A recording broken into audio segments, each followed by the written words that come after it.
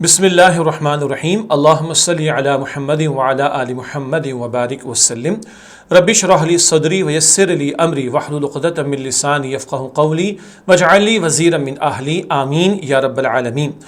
عزیز طلباء و طالبات، محترم حضرات و خواتین و معزز اساتذہ کرام، السلام علیکم ورحمۃ اللہ وبرکاتہ۔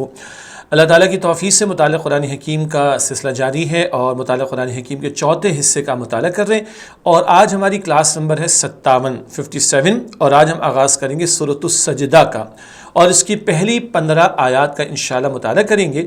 اور دل فاؤنڈیشن کی جو شائع شدہ اس وقت دستیاب کتاب ہے اس میں صفحات ہیں 176 اور 178، تو آپ کو اندازہ ہو رہا ہے کہ چوتھی کتاب تھوڑی ضخیم بھی ہے، یعنی تھوڑی سی تھک بھی ہے، اور اس میں کلاسز کی تعداد بھی زیادہ، اس کی وجہ ہے کہ خاصا بڑا حصہ قرآن پاک کا ہم اس میں کور کر رہے ہیں۔ تو آج ہماری کلاس نمبر 57 اور سورہ سجدہ کی پہلی 15 آیات کا ہم مطالعہ کریں گے، اور سورت کے آغاز میں ربط سورت بھی آپ کے سامنے اور مضامین کو بھی رکھیں گے۔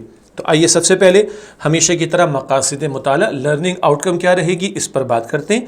مندرجہ ذیل باتیں معلوم ہو جائیں۔ نمبر 1، اللہ سبحانہ وتعالیٰ نے قرآن حکیم کے بارے میں کس حقیقت کو بیان فرمایا ہے۔ قرآن حکیم کے بارے میں، اس کی صفات کے بارے میں کئی مرتبہ ذکر ہوا، یہاں بھی کچھ باتیں آئیں، ان پر کلام ہوگا انشاءاللہ۔ دوسرا نقطہ، کفار مکہ کے قرآن حکیم کے بارے میں کیا اعتراضات تھے۔ تیسرا نقطہ، آسمانوں اور زمین کا یہ عظیم الشان نظام کون چلا رہا ہے۔ یقیناً جواب ہمیں معلوم ہے، اللہ سبحانہ وتعالیٰ، مگر نہ ماننے والوں کو بتایا جا رہا ہے۔ چوتھا اور آخری نقطہ ہے، حقیر پانی یعنی نطفے کے خلاصے اور موت کے بارے میں کیا حقیقت بیان فرمائی گئی ہے۔ انسان کی تخلیق اور انسان کی موت، اس کا ذکر بھی ہمارے سامنے انشاءاللہ آج کے مطالعے میں آئے گا۔ اب اس کے بعد کیونکہ نئی صورت کا آغاز ہے تو ربط صورت کو پہلے جانیں گے، یعنی گزشتہ صورت اور اب جس صورت کا مطالعہ کر رہے ہیں، مصحف یعنی قرآن پاک کی ترتیب میں گزشتہ صورت اور اب جس صورت کا آغاز کیا جا رہا ہے، ان کا آپس کا تعلق۔ سورہ سجدہ سے پہلے ہم نے سورہ لقمان کا مطالعہ مکمل کیا، اور اسی ترتیب میں آگے اب سورہ سجدہ بھی ہے۔ اس سورت کو سورت الف لام میم السجدہ بھی کہا جاتا ہے۔ تو سورہ لقمان جس کی تکمیل ہوئی اور سورہ سجدہ جس کا آغاز کر رہے ہیں، ان کے ربط سورت کے حوالے سے چند نقطے۔ پہلا نقطہ، سورہ لقمان میں حضرت لقمان حکیم کی وصیتوں کی صورت میں مؤمنین کی صفات کا ذکر ہے۔ جناب لقمان نے اپنے بیٹے کو بڑی پیاری نصیحتیں فرمائی، وہ ایمان والوں سے تقاضے اور ایمان والوں کی صفات، ان کا ذکر آیا تھا۔ سورۃ السجدہ میں مومن اور فاسق کا فرق بتا کر مؤمنین کی صفات کو بیان کیا گیا ہے۔ وہاں وصیتوں اور نصیحتوں کے بیان میں صفات کا ذکر، یہاں مومن اور فاسق کا فرق بتا کر ایمان والوں کی صفات کو بیان کیا گیا سورہ سجدہ میں۔ نمبر 2، سورہ لقمان میں سرداران قریش اور دیگر مشرکین کے برے کردار کا بیان تھا۔ سورۃ السجدہ میں فاسقین کے مقابلے میں مؤمنین کے اعلیٰ اوصاف کا ذکر ہے۔ وہاں برے کردار کا ذکر تھا سورہ لقمان میں، اب سورہ سجدہ میں نیک لوگوں کی صفات کو ذکر کیا گیا ہے۔ یہ ربط کا پہلو ہے، اور اب مجھے امید ہے کہ طلبہ و طالبات کو بھی یہ نقطے سمجھ آ رہے ہوں گے۔ تیسرا نقطہ، سورہ لقمان کا آغاز حقانیت قرآن سے فرمایا گیا، قرآن حکیم کی حقانیت کو، اس کے سچ ہونے کو بیان کیا گیا۔ بعد ازاں یعنی اس کے بعد دلائل توحید اور دلائل قیامت ذکر کیے گئے۔ سورۃ السجدہ کا آغاز بھی قرآن کی حقانیت سے فرمایا گیا، بعد ازاں دلائل توحید اور دلائل قیامت کا بیان ہوا، یعنی دونوں مقامات پر سورہ لقمان میں بھی اور سورہ سجدہ میں بھی پہلے قرآن پاک کا ذکر، پھر توحید اور قیامت کا بیان ہے۔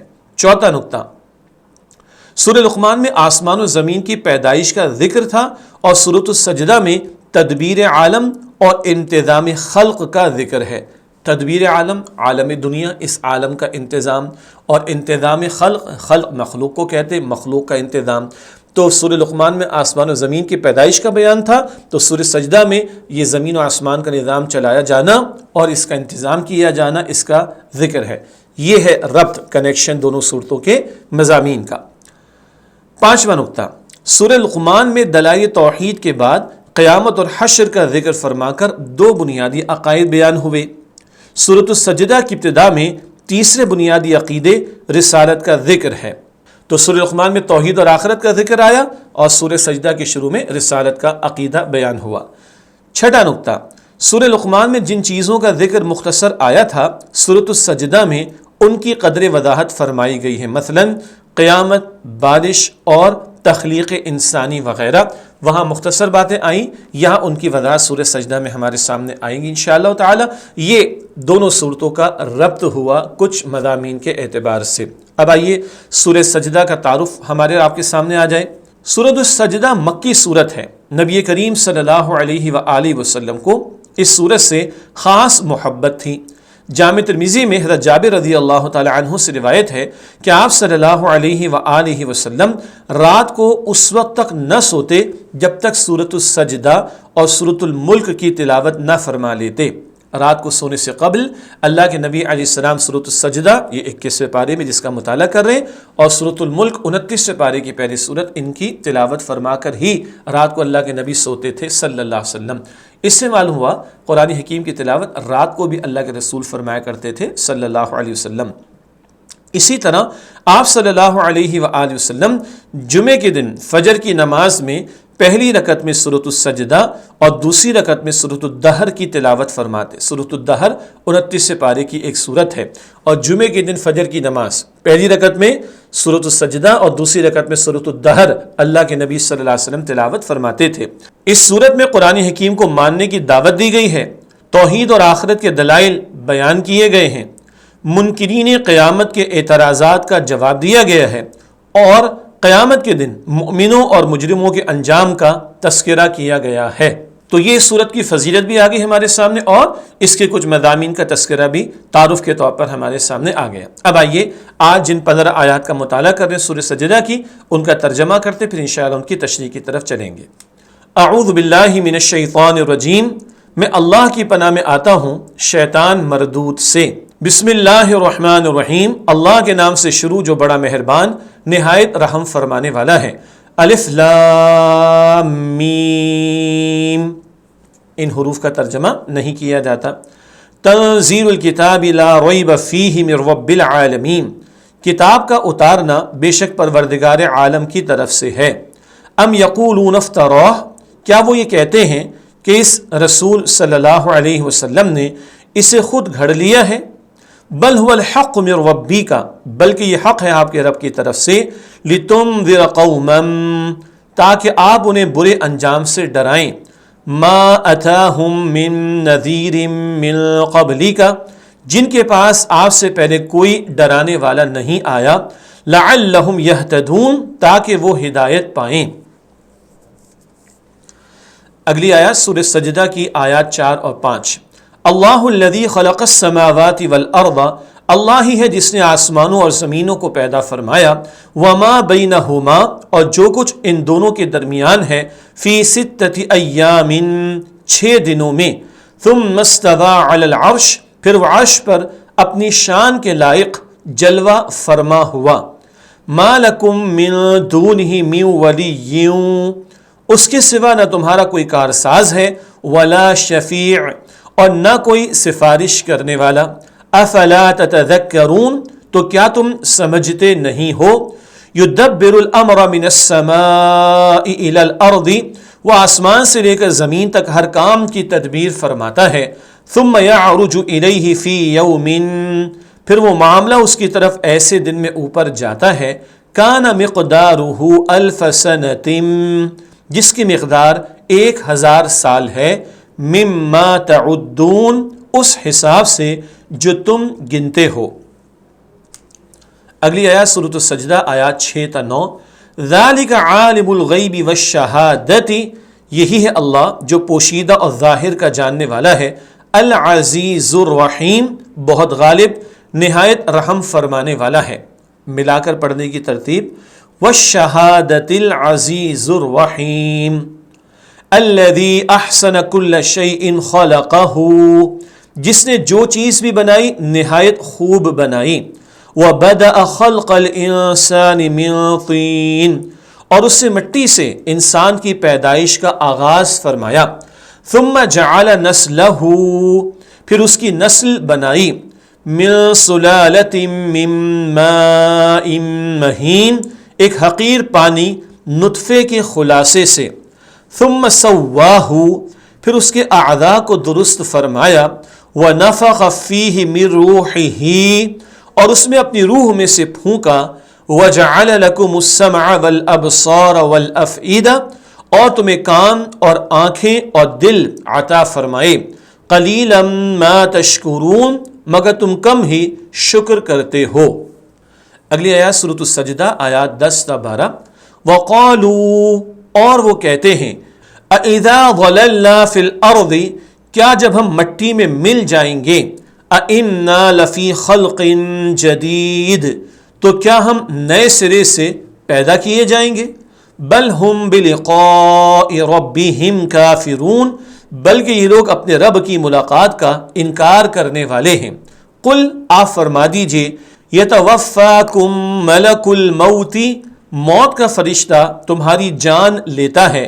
الذی وکل بکم جو تم پر مقرر کیا گیا ہے.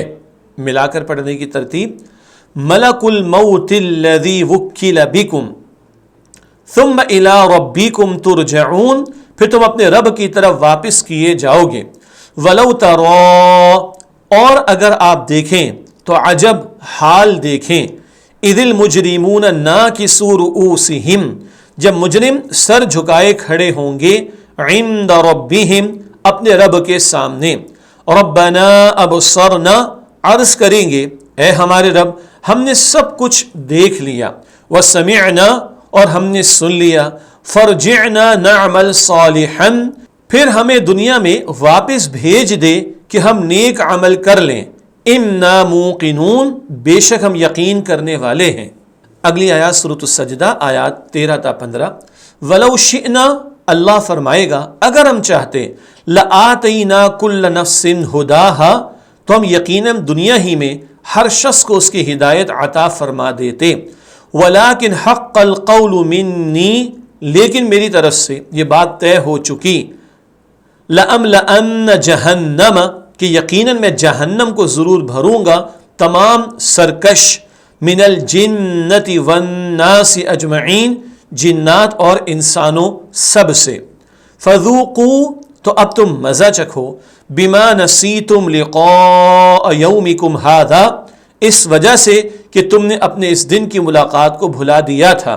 انا نسیناکم بے شک آج ہم نے بھی تمہیں نظر انداز کر دیا. وذوقوا عذاب الخلد اور ہمیشہ کے عذاب کا مزہ چکتے رہو. بما کنتم تعملون ان اعمال کی وجہ سے جو تم کیا کرتے تھے. انما یؤمن بآیاتنا بے شک ہماری آیات پر وہی لوگ ایمان لاتے ہیں. الذین اذا ذکروا بها کہ جب انہیں ان آیات سے نصیحت کی جاتی ہے خروا سجدا تو سجدے میں گر پڑتے ہیں. وسبحوا بحمد ربہم اور اپنے رب کی تعریف کے ساتھ تسبیح کرتے ہیں. وہم لا یستکبرون اور وہ تکبر نہیں کرتے. یہ الحمدللہ آج سورہ سجدہ کی جن 15 آیات کا مطالعہ کر رہے ہیں ان کا ترجمہ ہوا. اب آئیے ان آیات کی تشریح آپ کے سامنے رکھیں. پہلی آیت سورۃ السجدہ کی الف لام میم ترجمہ نہیں کیا جاتا. یہ حروف مقطعات ہیں. حروف مقطعات کا علم اللہ سبحانہ وتعالیٰ کے پاس ہے اور یہ اللہ سبحانہ وتعالیٰ اور رسول اللہ صلی اللہ علیہ وآلہ وسلم کے درمیان ایک راز ہے. آیت نمبر 2 تنزیل الکتاب لا ریب فیہ من رب العالمین کتاب کا اتارنا بے شک پروردگار عالم کی طرف سے ہے. اس آیت کی تشریح قرآن حکیم کے بارے میں حقیقت کا بیان. قرآن حکیم وہ عظیم کتاب ہے جسے تمام جہانوں کے پروردگار اللہ سبحانہ وتعالیٰ نے نازل فرمایا. یعنی یہ مخلوق کا نہیں بلکہ خالق کائنات کا کلام ہے. مشرکین مکہ انکار کرتے تھے اور اس کو انسانی کلام بتاتے تھے. معاذ اللہ ان کو بتایا جا رہا ہے نہیں یہ اللہ کا نازل کردہ کلام ہے. اس میں مخلوق کی رہنمائی اور ابدی نجات کے لیے احکامات دیے گئے. ابدی ہمیشہ کی نجات. یہ من گھڑت قصوں اور جادو وغیرہ پر مشتمل کتاب نہیں. من گھڑت خود سے گھڑے ہوئے خود سے بنائے ہوئے ایسی کتاب نہیں کہ جو گھڑ لی گئی ہو. اس میں بتایا گیا ہے کہ اس کائنات کے تمام انسانوں اور تمام مخلوقات اور ہر چیز کو اللہ سبحانہ وتعالیٰ نے اپنی قدرت اور حکمت سے بنایا ہے. قرآن حکیم وہ عالی شان کتاب ہے جو شک و شبے سے بالاتر ہے اور یہ اللہ سبحانہ وتعالیٰ کا کلام ہے ساری انسانیت کے لیے قیامت تک کے لیے. اگلی آیت سورہ سجدہ کی آیت نمبر 3 ام یقولون افترا بل هو الحق من ربك لتنذر قوما ما اتاهم من نذير من قبلك لعلهم يهتدون۔ کیا وہ یہ کہتے ہیں کہ اس رسول صلی اللہ علیہ وسلم نے اسے خود گھڑ لیا ہے؟ بلکہ یہ حق ہے آپ کے رب کی طرف سے، تاکہ آپ انہیں برے انجام سے ڈرائیں جن کے پاس آج سے پہلے کوئی ڈرانے والا نہیں آیا، تاکہ وہ ہدایت پائیں۔ یہ آیت نمبر 3 کا ترجمہ، اس کی تشریح۔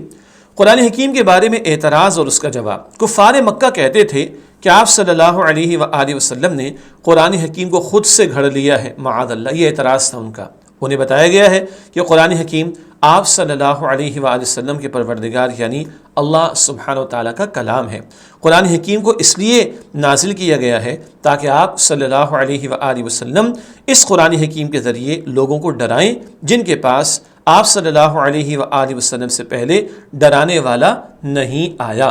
یہ وہ لوگ ہیں برسوں سے ان کے ہاں کوئی پیغمبر نہیں آئے تھے، اب نبی اکرم صلی اللہ علیہ وسلم کو ان کے درمیان میں بھیجا گیا، گو کہ اللہ کے رسول علیہ السلام کی رسالت تمام انسانوں کے لیے اور قیامت تک کے لیے ہے۔ تو یہ خاص مشرکین مکہ کے حوالے سے بات ہو رہی ہے۔ ایک اور علمی اور تاریخی نقطہ نوٹ کیجیے گا، مشرکین مکہ میں دعوت توحید اور ایمان کی دعوت کسی زمانے اور کسی قوم میں کبھی منقطع نہیں ہوئی۔ منقطع ہونا، سلسلہ ٹوٹ جانا، رک جانا، ایسا کبھی نہ ہوا۔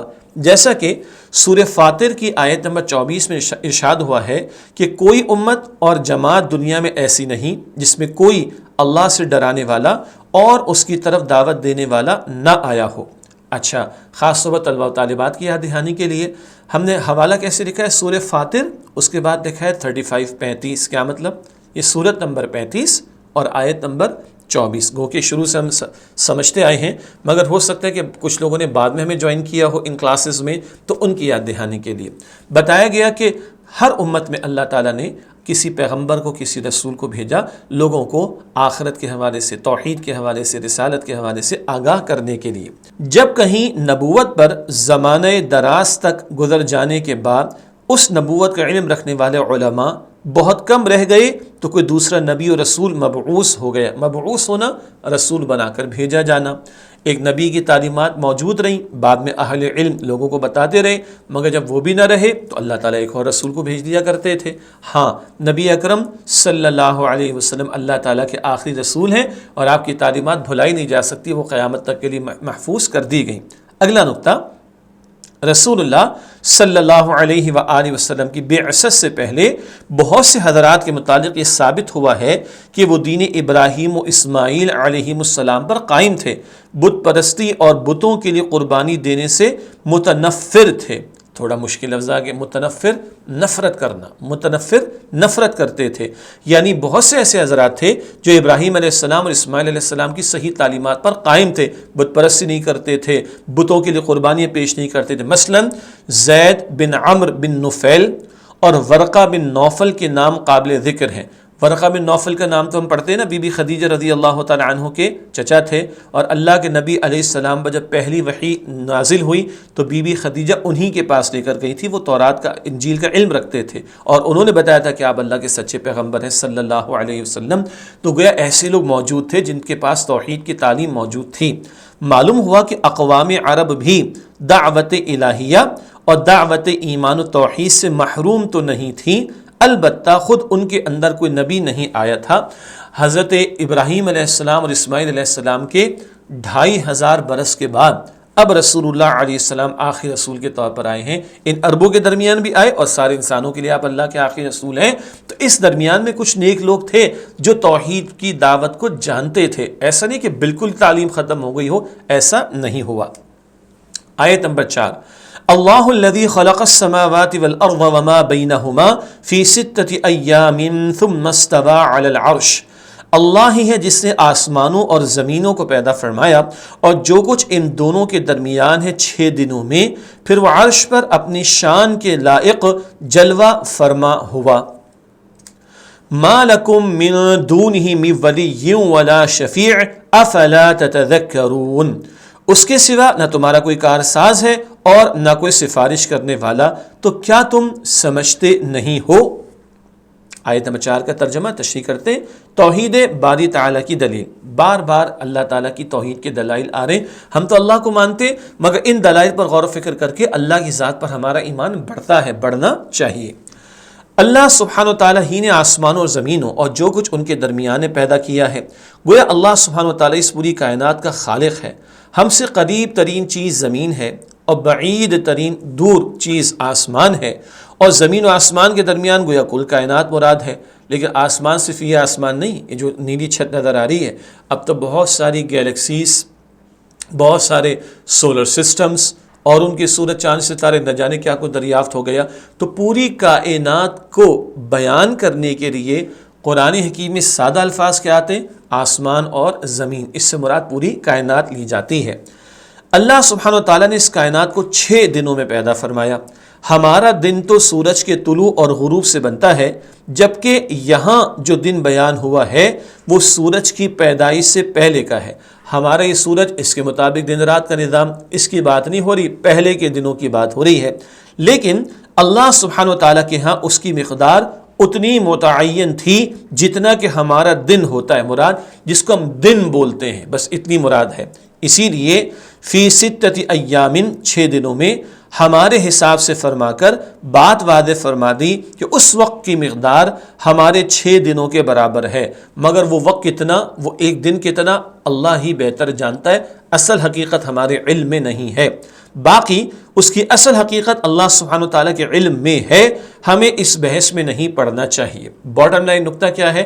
یہ 6 دن اللہ نے بیان تو فرمائے، مگر یہ ہمارے 24 گھنٹے والے 6 دن کا معاملہ نہیں، اللہ تعالیٰ ہی اس کی اصل حقیقت کو جانتا ہے۔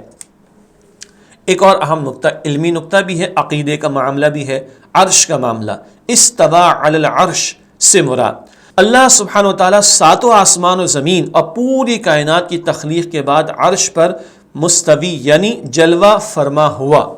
اب یہ جلوہ فرما ہونا یہ اللہ کی اپنی شان کے مطابق ہم مانتے ہیں، کیونکہ رب تعالیٰ نے بیان فرمایا، اصل حقیقت ہمارے علم میں نہیں، وہ ویسے ہی ہے جیسا کہ اللہ تعالیٰ جلوہ فرما ہوا۔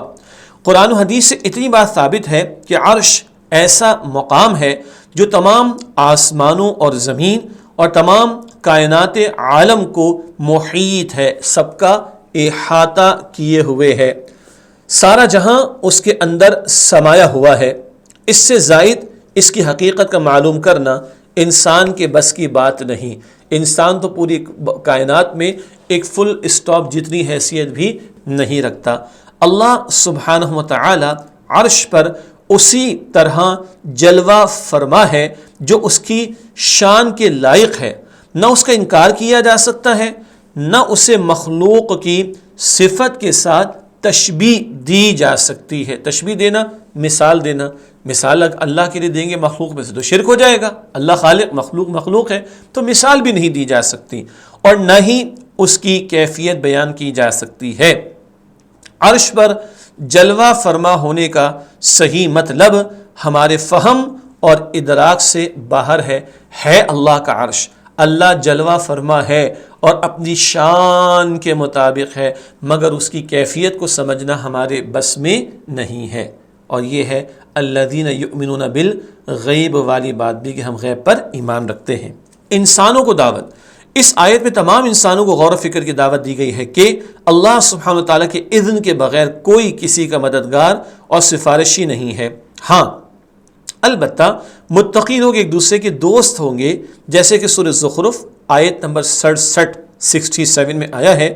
اسی طرح جن لوگوں کو اللہ سبحانہ وتعالیٰ شفاعت کی اجازت دے گا وہ شفاعت کریں گے، جیسے کہ آیت الکرسی، سورۃ البقرہ آیت نمبر 255 اور دیگر مقامات پر بیان فرمایا گیا ہے۔ کوئی کسی کے کام نہیں آئے گا اور کوئی کسی کا مددگار نہ ہوگا، لیکن سچے نیک لوگوں کو اللہ جمع فرما دے گا اور اللہ کے اذن سے، اللہ کی اجازت سے سفارش کریں گے انبیاء بھی اور اللہ کے نیک بندے بھی۔ آیت نمبر 5، يدبر الأمر من السماء إلى الأرض ثم يعرج إليه في يوم كان مقداره 1000 سنة مما تعدون۔ وہ آسمان سے لے کر زمین تک ہر کام کی تدبیر فرماتا ہے، پھر وہ معاملہ اس کی طرف ایسے دن میں اوپر جاتا ہے جس کی مقدار 1000 سال ہے، اس حساب سے جو تم گنتے ہو۔ یہ آیت نمبر 5 کا ترجمہ ہوا۔ تشریح کرتے ہیں۔ آسمانوں اور زمینوں کا عظیم الشان نظام، آسمانوں اور زمینوں کے تمام امور اور تمام نظام اللہ سبحانہ وتعالیٰ چلا رہا ہے۔ اللہ سبحانہ وتعالیٰ نے اپنی مخلوقات سے متعلق تمام احکام لوح محفوظ سے زمین کی طرف اتارے ہیں۔ کائنات کا یہ نظام قیامت تک قائم رہے گا، یہاں تک کہ یہ سارا نظام تہو بالا کر دیا جائے گا، تہو بالا ختم کر دیا جائے گا، اور تمام لوگ اللہ سبحانہ وتعالیٰ کی بارگاہ میں حاضر کیے جائیں گے۔ یہ پورا نظام چلانے والا اللہ، اور جب چاہے گا اس عالم دنیا کے نظام کو اللہ تعالیٰ ختم کر کے قیامت کو برپا فرما دے گا۔ 1000 سال سے مراد اللہ سبحانہ وتعالیٰ کے ہاں ایک دن ہماری گنتی کے مطابق 1000 سال کے برابر ہے۔ مفسرین کرام نے اس آیت کو متشابہات میں شمار کیا ہے۔ متشابہات کا ذکر شاید ہم پہلے بھی کر چکے ہیں۔ بعض وہ آیات کے جن میں جو بات آئی ہے ہمارا ایمان تو ہونا چاہیے، مگر اس کی وضاحت نہیں۔ اللہ کی کرسی کیسی ہے ہم نہیں سمجھ سکتے، ابھی ذکر ہے اللہ کا عرش کیسا ہے ہم نہیں سمجھ سکتے۔ ایسی آیات کو متشابہات کہتے ہیں جن کا اصل مفہوم ہم پر واضح نہیں ہوتا، مگر ہمارا ایمان ہوتا ہے کہ جو بات بیان کر دی گئی اس کو ہم مانتے ہیں۔ اس آیت پر مفسرین کے کئی اقوال موجود ہیں۔ ایک قول کے مطابق اللہ سبحانہ وتعالیٰ فرشتوں کو 1000 سال کے کام سپرد کرتا ہے۔ وہ 1000 سال اللہ سبحانہ وتعالیٰ کے نزدیک ایک دن ہے۔ سبحان اللہ، 1000 سال کے کام جو فرشتوں کے حوالے ہو رہے ہیں اللہ کے نزدیک وہ ایک دن ہے۔ یہ ایک رائے ہے۔ دوسرا قول یہ ہے کہ اس سے مراد یہ ہے کہ اللہ سبحانہ وتعالیٰ جن امور کا فیصلہ فرماتا ہے ان کا نفاذ اپنے اپنے طے شدہ وقت پر ہوتا ہے۔ چنانچہ بعض امور کے نفاذ میں انسانوں کی گنتی کے مطابق 1000 سال بھی لگ جاتے ہیں۔ تیسرا قول یہ ہے کہ یہاں قیامت کے دن کو 1000 سال بتایا اور سورۃ المعارج میں 50,000 سال کا بتایا۔ سورہ معارج 29 پارے میں ہے، ہم پہلے پڑھ چکے ہیں۔ تو 1000 سال اور 50,000 سال، اس کا بھی ایک بڑا پیارا جواب ہے۔ جب اس کے بارے میں حضرت ابن عباس رضی اللہ تعالی عنہما سے پوچھا گیا تو انہوں نے فرمایا ان دونوں کو اللہ سبحانہ وتعالیٰ نے اپنی کتاب میں ذکر فرمایا، اللہ سبحانہ وتعالیٰ ہی کو ان کا علم ہے۔ اب اس کی وضاحت کیا ہو رہی ہے؟ 1000 سال اور 50,000 سال، بہت پیارا وضاحت کا پہلو ہے۔ نیکوکار مؤمنوں پر قیامت کا دن ہلکا اور چھوٹا ہوگا، مگر گناہ گار مؤمنوں کے احوال مختلف ہوں گے۔ کئی تھوڑے گناہوں والے ہوں گے، کئی زیادہ والے، لہذا قیامت کا دن ان کے گناہوں اور نیکیوں کے مطابق ان کو ہلکا یا سخت معلوم ہوگا، حتیٰ کہ بعض کے لیے وہ دن 1000 سال کا ہو جائے گا، اور اس دن کا سب سے زیادہ لمبا ہونا وہ کافروں کے لیے ہوگا۔ زیادہ لمبے سے مراد 50,000 سال کا دن ہے۔ اللہ اکبر کبیرہ۔ ایک ہی وقت ہوتا ہے، کسی کو بہت طویل لگتا ہے اور کسی کو بہت مختصر۔ بعض کی رات فوراً کٹ جاتی ہے اور بعض مشکلات میں ہوتے ہیں، رات ختم ہی نہیں ہو پاتی، بہت طویل لگ رہی ہوتی ہے۔ تو بعض کے بارے میں حدیث شریف میں آتا ہے ایمان والے، سچے ایمان والے اتنا لگے گا جیسے کہ ایک نماز ادا کی اور وقت ختم، اور کچھ کے لیے 1000 برس جتنا طویل ہو جائے گا قیامت کے، کچھ کے لیے 50,000 برس جتنا طویل ہو جائے گا۔ یہ 1000 برس بھی کہا گیا اس دن کو، قیامت کے دن کو، اور 50,000 برس بھی، کچھ اس کی وضاحت ہو گئی، تھوڑی تفصیل آ گئی۔ طلبہ و طالبات پریشان نہ ہوں، ہم نے پہلے سورہ حج کا مطالعہ کیا، اس میں بھی ذکر آیا تھا، ہم نے اس سے پہلے سورہ معارج کا مطالعہ کر لیا، اس میں بھی ذکر آیا تھا، اور اب آپ اور آگے قرآن پاک کا مطالعہ کریں گے تو یہ باتیں اور بھی واضح ہوں گی۔ البتہ کیونکہ ان کلاسز سے ہمارے ٹیچرز بھی فائدہ اٹھاتے ہیں، ہمارے پیرنٹس بھی فائدہ اٹھاتے ہیں، اساتذہ کو بھی فائدہ ہوتا ہے، والدین کو بھی، تو تھوڑی کبھی کبھی وضاحت زیادہ بھی ہم کر دیتے ہیں۔ اگلی آیت سورہ سجدہ کی آیت نمبر 6، ذالک عالم الغیب والشہادۃ العزیز الرحیم، یہی اللہ جو پوشیدہ اور ظاہر کا جاننے والا، بہت غالب، نہایت رحم فرمانے والا ہے۔ اللہ سبحانہ وتعالیٰ کی صفات، اس آیت میں اللہ سبحانہ وتعالیٰ کی درج ذیل 4 صفات بیان فرمائی گئی ہیں۔ نمبر 1، اللہ سبحانہ وتعالیٰ کو کل غیب کا علم ہے۔ نمبر 2، اللہ سبحانہ وتعالیٰ کو کل موجود کا علم ہے۔ اچھا ایک بات سمجھ لیں، غیب اور موجود، غائب اور حاضر، یہ تقسیم بندوں کے لیے ہے، اللہ تعالیٰ کے لیے کوئی شے غیب نہیں ہے۔ نمبر 3، اللہ سبحانہ وتعالیٰ زبردست ہے۔ نمبر 4، اللہ سبحانہ وتعالیٰ نہایت رحم والا ہے۔ چاروں صفات کا نتیجہ، ان صفات باری تعالیٰ سے نتیجہ نکلتا ہے کہ کوئی بھی شے اللہ سبحانہ وتعالیٰ کے علم سے پوشیدہ نہیں ہے۔ علمی بات، رحیم ہونے کا مطلب یہ ہے کہ سب کچھ معلوم ہونے اور زبردست غلبہ اور قوت رکھنے کے باوجود وہ ظالم نہیں ہے، بلکہ اپنی مخلوق پر انتہائی رحیم و شفیق ہے۔ یہ اللہ تعالیٰ کی شان کا اس مقام پر بیان ہوا۔ 7ویں آیت، الذی احسن کل شیء خلقہ وبدأ خلق الانسان من طین، جس نے جو چیز بھی بنائی نہایت خوب بنائی اور اس سے مٹی سے انسان کی پیدائش کا آغاز فرمایا۔ یہ آیت نمبر 7 کا ترجمہ، اللہ تعالیٰ کی توحید کے دلائل کا ذکر اور اللہ تعالیٰ کی صفات کا بیان جاری ہے۔ اللہ سبحانہ و تعالیٰ کی تخلیق کی شان، اللہ سبحانہ و تعالیٰ نے جو بھی چیز بنائی خوب بنائی، اور جس مصلحت کے لیے اس کو بنایا اس کے موافق اس شے کو بنایا، جس مصلحت کے لیے بنایا اس کے مطابق بنایا۔ نباتات، حیوانات، بلکہ جمادات سالڈ چیزیں تک جس چیز کو جس شکل و صورت، وضاقتہ اور حجم یعنی سائز میں پیدا فرمایا، اس سے عمدہ شکل و صورت کا تصور نہیں کیا جا سکتا۔ اب ہاتھی کو جیسے بنایا، اس کو اگر اونٹ کی جیسے ٹانگیں دے دی جائے تو بات ڈیفرنٹ ہو جاتی، ایسے ہی ہے نا۔ تو جو شے اللہ تعالیٰ نے بنائی خوب بنائی ہے۔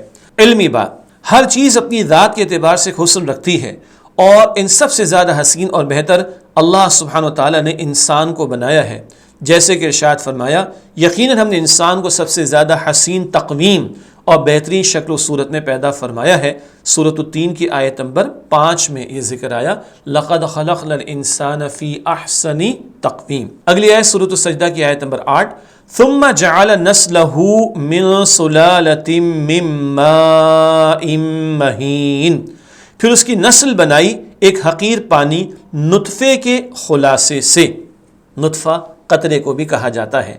اس آیت کی تشریح، حقیر پانی نطفے کے خلاصے سے مراد، اس سے مراد نطفہ یا غذاؤں کا نچوڑ ہے۔ سورہ مومنون ہم پڑھ چکے، اس میں بھی بات ہمارے سامنے انسان کی تخلیق کے بارے میں آ چکی ہے پہلے۔ اس سے مراد نطفہ یا غذاؤں کا نچوڑ ہے۔ یہی نطفہ انسان کی پیدائش کا سبب بنتا ہے۔ انسان جو غذا کھاتا ہے اسی سے ایک نطفہ بنتا ہے، جس سے انسان کی تخلیق کا عمل شروع ہوتا ہے۔ اس نطفے میں اللہ سبحانہ و تعالیٰ کی طرف سے انتہائی چھوٹے اور لا تعداد یعنی بہت سارے باریک جرثومے جرمز رکھ دیے جاتے ہیں، جو خوردبین کے بغیر نظر نہیں آتے، مگر قدرت کا کمال دیکھیے کہ اس باریک جرثومے کے اندر والدین کی پوری تصویر پنہاں ہوتی ہے۔ اسی قطرے کے معمولی جز سے بچے یا بچی کی تخلیق کا عمل شروع ہوتا ہے، اور جب وہ ماں کے بطن سے باہر آتا ہے تو ماں باپ کی طرح انسان ہی ہوتا ہے۔ ماں باپ کی آنکھوں کی 2 آنکھیں، اس کی بھی 2 آنکھیں ہوتی ہیں، شکل و صورت بھی بہت زیادہ ملتی جلتی ہوتی ہے۔ اللہ اکبر! یہاں تک کہ اس کی ساری خصوصیات، اس کا رنگ، اس کی شکل، اس کی صلاحیتیں اور اس کی خصلتیں وغیرہ تک اس کے اندر موجود ہوتی ہیں، اور اسی کے مطابق وہ سب پیدائش کے بعد ظاہر ہوتی ہیں۔ نطفے کو ماء مہین کہنے کی وجہ حقیر پانی کیوں کہا گیا؟ کیونکہ انسان اس کا ذکر کسی کے سامنے یا محفل میں کرنے میں کراہت محسوس کرتا ہے اور اسے حقیر سمجھتا ہے۔ وہ قطرہ، اس کے بارے میں گفتگو کرنا پسند نہیں کرتا بندہ، بلکہ یہ قطرہ جسم سے خارج ہو جائے، بڑوں کے لیے مسئلہ ہے تو غسل فرض ہو جاتا ہے۔ ایسا اس ایک قطرے کے جز سے اللہ انسان کو پیدا کرتا ہے۔ یہ اللہ کی تخلیق کا بہت بڑا شاہکار انسان۔ سورۃ السجدہ کی آیت نمبر 9، ثم سواہ ونفخ فیہ من روحہ وجعل لکم السمع والابصار والافئدہ قلیلا ما تشکرون، پھر اس کے اعضاء کو درست فرمایا اور اس میں اپنی روح میں سے پھونکا اور تمہیں کام اور آنکھیں اور دل عطا فرمائے، مگر تم کم ہی شکر کرتے ہو۔ یہ آیت نمبر 9 کا ترجمہ ہے۔ انسانوں کی عظمت، انسانوں کے حقیقی وجود یعنی روح کا ذکر کیا گیا، جسے اللہ سبحانہ وتعالیٰ نے اپنے آپ سے منسوب فرمایا ہے، اور انسان کو سننے، دیکھنے اور سوچنے کی قیمتی صلاحیت عطا فرمائی ہے، لیکن انسانوں کی اکثریت نے ناشکری کی، وہ اللہ کے شکر گزار نہیں بنتے۔ علمی بات، اور اس میں اپنی روح، ایک روح میں سے پھونکا، مراد اس سے اپنی پیدا کردہ روح ہے۔ اللہ نے جو روح پیدا فرمائی وہی اللہ نے پھونکی ہے، کیونکہ اللہ سبحانہ وتعالیٰ تو لم یلد ولم یولد ہے، نہ اس کا باپ ہے نہ اس کی اولاد۔ انسان کا شرف یعنی عزت بیان کرنے کے لیے اس میں پھونکی جانے والی روح کو اپنی خاص روح قرار دیا، کیونکہ ارواح، روح کی جمع ارواح، کیونکہ ارواح جتنی بھی ہیں سب اللہ سبحانہ و تعالیٰ کی ملکیت ہے، سب کا خالق کون ہے؟ اللہ۔ مگر انسان کی خصوصیت کے اظہار کے لیے اس کی روح کی نسبت اپنی طرف فرمائی، جیسے کہ تمام اونٹنیوں کا مالک اللہ ہے، مگر صالح علیہ السلام کی اونٹنی کو ناقۃ اللہ، اللہ کی اونٹنی کہا گیا، فرمایا۔ مگر صالح علیہ السلام کی اونٹنی کو ناقۃ اللہ فرمایا، یعنی اللہ کی اونٹنی۔ تمام مساجد اللہ سبحانہ وتعالیٰ ہی کی ہیں، مگر کعبے کو بیت اللہ کہا جاتا ہے۔ کیا مطلب؟ اللہ نے اس گھر کو اپنی طرف نسبت دی ہے، یہ نہیں کہ اللہ اس گھر میں رہتا ہے، معاذ اللہ، نہ، ساری اونٹنیوں کا مالک اللہ، خاص اونٹنی نسبت اللہ نے اپنی طرف کی جو صالح علیہ السلام کو عطا کی گئی۔ تو روح اللہ ہی نے پیدا فرمائی، مگر اللہ نے انسان کو شرف عطا فرمایا اور روح کی نسبت اللہ نے اپنی طرف فرمائی ہے۔ تھوڑا سا علمی نکتہ ہوا، لیکن امید ہے کہ طلبہ و طالبات کو سمجھ میں آیا ہوگا الحمدللہ۔ اگلی آیت ہے آیت نمبر 10 سورۃ السجدہ۔ وَقَالُوا أَإِذَا ضَلَلْنَا فِي الْأَرْضِ أَإِنَّا لَفِي خَلْقٍ جَدِيدٍ بَلْ هُمْ بِلِقَاءِ رَبِّهِمْ كَافِرُونَ۔ اور وہ کہتے ہیں کیا جب ہم مٹی میں مل جائیں گے تو کیا ہم نئے سرے سے پیدا کیے جائیں گے؟ بلکہ یہ لوگ اپنے رب کی ملاقات کا انکار کرنے والے ہیں۔ مشرکین مکہ کا اعتراض۔ اس آیت مشرکین مکہ کا قیامت کے بارے میں اعتراض نقل کیا گیا ہے۔ وہ کہتے تھے کہ ہم مٹی میں مل جائیں گے تو دوبارہ کیسے زندہ کیے جائیں گے، یعنی موت کے بعد دوبارہ کیوں کر اٹھائے جائیں گے۔ اب یہ وجہ کیا ہے انکار کرنے کی، آئیے اس کو سمجھتے ہیں۔ آخرت کے انکار کی اصل وجہ، آخرت کا انکار کرنے والے اصل میں رب سے ملاقات کے منکر ہیں، منکر انکار کرنے والے، وہ رب کی ملاقات کو تسلیم نہیں کرتے، کیونکہ اس صورت میں ان کو اپنی خواہشات نفسانی اور فسق و فجور یعنی گناہوں کو چھوڑنا پڑے گا، جس کے لیے وہ تیار ہی نہیں۔ یہ انسان کی خام خیالی ہے، خامہ خواہ کا خیال ہے، بھائی موت تو آئے گی، اللہ کے سامنے جانا تو ہے، اب کوئی سننے کو تیار نہ ہو موت کا تذکرہ اور کوئی یاد رکھنے کے لیے تیار نہ ہو، تو اس سے ایسا تھوڑی کہ موت نہیں آئے گی کل دوبارہ زندگی نہیں ملے گی، موت بھی آنی ہے، دوبارہ زندگی بھی ملنی ہے، تو بہتر ہے کل کی تیاری کر لے بندہ، گناہوں کو چھوڑ دے۔ یہی مفہوم سورۃ القیامہ کی پہلی 5 آیات میں بیان ہوا کہ قیامت کے انکار کی وجہ یہ ہے کہ انسان چاہتا ہے کہ اپنے آگے آنے والے دنوں میں بھی نافرمانی کرتا رہے۔ بہت سے لوگ دین کی دعوت کیوں نہیں قبول کرتے، دین کی محفلوں میں کیوں نہیں آتے، او جی گناہ چھوڑنے پڑیں گے، تو چھوڑو بھائی گناہوں کو، مرنا تو ہے، اللہ کو جواب تو دینا پڑے گا قیامت کے دن۔ اگلی آیت سورۃ سجدہ کی آیت نمبر 11۔ قُلْ يَتَوَفَّاكُم مَلَكُ الْمَوْتِ الَّذِي وُكِّلَ بِكُمْ ثُمَّ إِلَىٰ رَبِّكُمْ تُرْجَعُونَ۔ آپ فرما دیجئے موت کا فرشتہ تمہاری جان لیتا ہے جو تم پر مقرر کیا گیا ہے، پھر تم اپنے رب کی طرف واپس کیے جاؤ گے۔ اس آیت کی تشریح، موت کا فرشتہ، ہر انسان کی موت کا وقت متعین ہے۔ ملک الموت سے مراد حضرت اسرائیل علیہ السلام ہیں، مشہور فرشتے ہیں حضرت اسرائیل علیہ السلام جو روح قبض کرتے ہیں، مگر آگے ایک علمی بات ہے۔ دوسری آیات میں اللہ سبحانہ و تعالیٰ نے بیان فرمایا ہے کہ لوگوں کو ایک فرشتہ نہیں بلکہ کئی فرشتے فوت کرتے ہیں، جیسا کہ فرمایا یہاں تک کہ جب تم میں سے کسی ایک کو موت آتی ہے تو ہمارے بھیجے ہوئے فرشتے اس کی روح قبض کر لیتے ہیں اور وہ کوتاہی نہیں کرتے۔ یہ بات سورہ انعام آیت نمبر 61 میں آئی ہے۔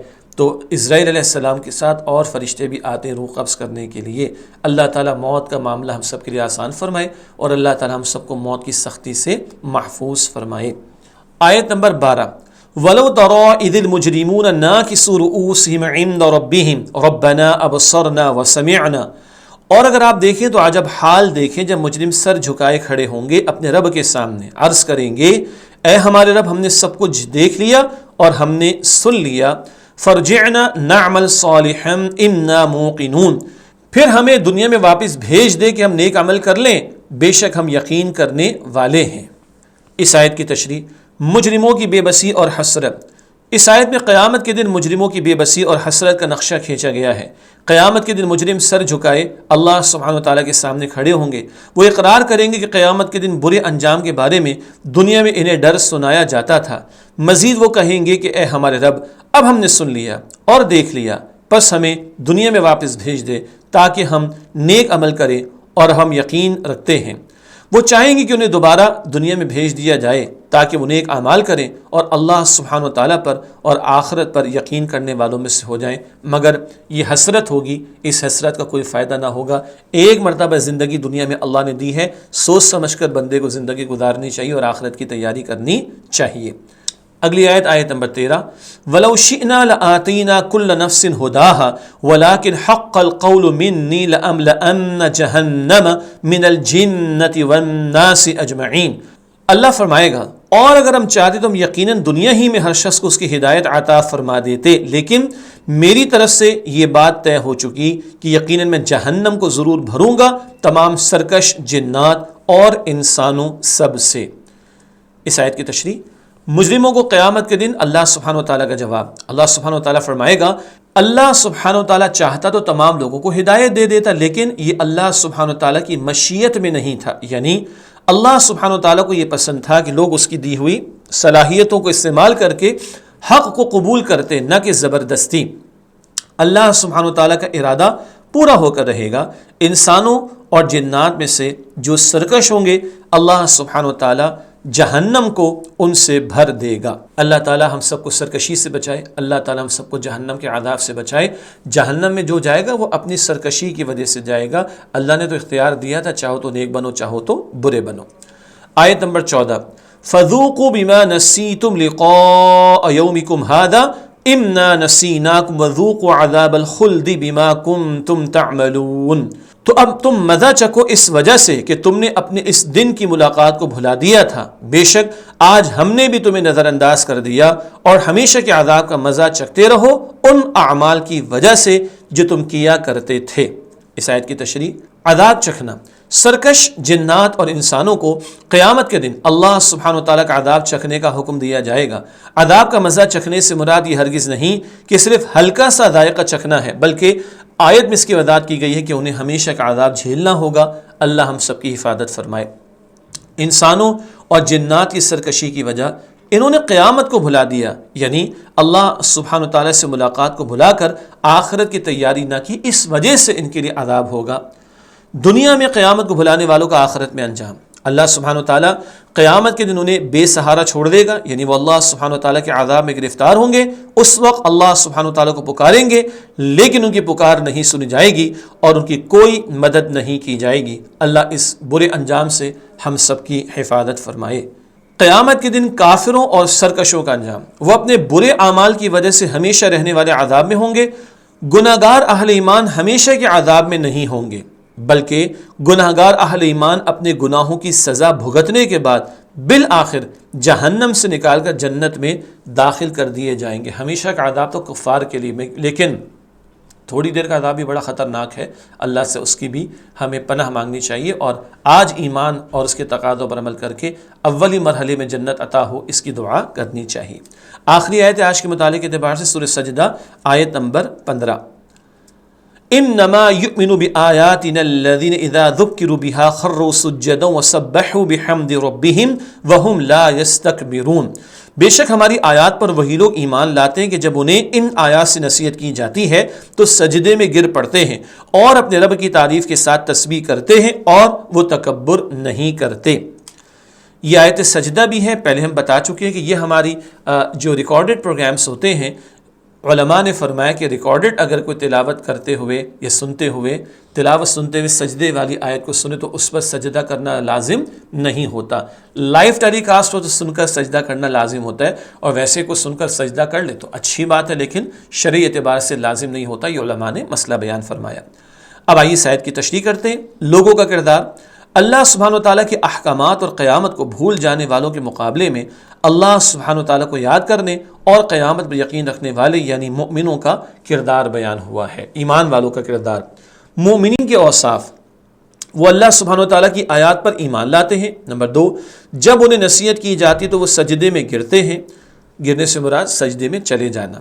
نمبر 3، وہ اللہ سبحانہ و تعالیٰ کی حمد کے ساتھ اس کی تسبیح کرتے ہیں۔ نمبر 4، وہ تکبر نہیں کرتے۔ اللہ تعالیٰ یہ صفات ہمیں اختیار کرنے کی توفیق عطا فرمائے۔ سجدہ تلاوت کی دعا، یہ بات ہم پہلے بھی بیان کر چکے ہیں مگر دوبارہ یاد دہانی۔ حضرت عائشہ صدیقہ رضی اللہ تعالی عنہ بیان کرتی ہیں کہ نبی کریم صلی اللہ علیہ وآلہ وسلم قیام اللیل یعنی رات کی نماز میں سجدہ تلاوت کے وقت یہ دعا کرتے تھے، سجد وجہی للذی خلقہ وشق سمعہ وبصرہ بحولہ وقوتہ فتبارک اللہ احسن الخالقین۔ میرا چہرہ اس ذات کا مطیع یعنی فرما بردار ہوا جس نے اپنی قدرت سے اسے بنا کر کان اور آنکھیں عطا کیے، اللہ سبحانہ و تعالیٰ بہترین پیدا کرنے والا ہے۔ اللہ تعالیٰ اس دعا کو ہمیں آیت سجدے پر جب ہم سجدہ کریں تو اپنے معمولات میں شامل کرنے کی توفیق عطا فرمائے۔ آج کا بیان یہیں پہ مکمل ہوتا ہے، انشاءاللہ اگلی کلاس میں پھر آپ سے ملاقات ہوگی۔ اللہ تعالیٰ ہم سب کو قرآن پاک سے تعلق کی مزید مضبوطی عطا فرمائے۔ وآخر دعوانا ان الحمد للہ رب العالمین، والسلام علیکم ورحمۃ اللہ وبرکاتہ۔